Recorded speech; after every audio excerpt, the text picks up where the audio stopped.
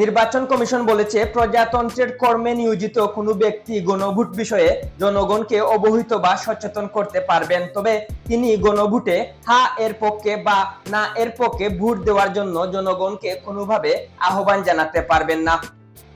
বৃহস্পতিবার 29 জানুয়ারি সব রিটার্নিং কর্মকর্তাকে দেওয়া চিঠিতে ইসি আরো বলেছে, এ ধরনের কার্যক্রম গণভোটের ফলাফলকে প্রভাবিত করতে পারে, যা গণভোট অধ্যাদেশ 2025 এর ধারা 21 এবং গণপ্রতিনিধিত্ব আদেশ 1972 এর অনুচ্ছেদ 86 অনুযায়ী একটি দণ্ডনীয় অপরাধ হিসেবে গণ্য হবে।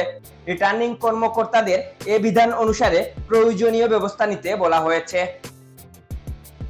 আগামী 12 ফেব্রুয়ারি ত্রয়োদশ জাতীয় সংসদ নির্বাচনের দিন একই সঙ্গে জুলাই জাতীয় সনদে সংবিধান সম্পর্কিত সংস্কার প্রস্তাবগুলোর বাস্তবায়ন প্রশ্নে গণভোট হবে। সরকার ইতিমধ্যে হ্যাঁ ভোটের পক্ষে ব্যাপক প্রচারণা চালাচ্ছে।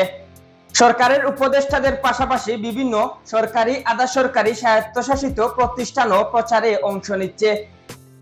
একটি পক্ষ নিয়ে প্রচার চালানোর সুযোগ আছে কিনা এ প্রশ্ন বেশ কিছুদিন ধরে আলোচিত ছিল।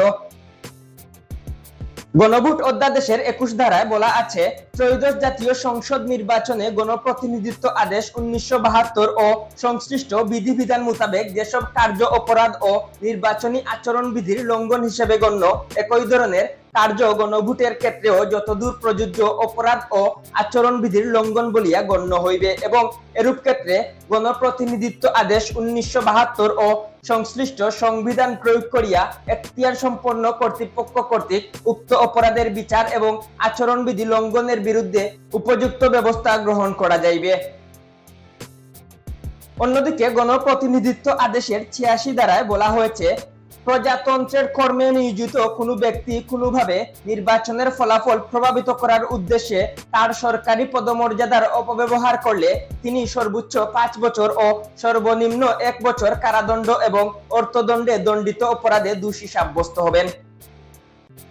বেশ কিছুদিন ধরে অন্তর্বর্তী সরকারের উপদেষ্টারা নির্বাচনে হায়ের পক্ষে ব্যাপক প্রচারণা চালাচ্ছেন, যার ফলে সারা দেশেই তৈরি হয়েছে একটি আলোচনা।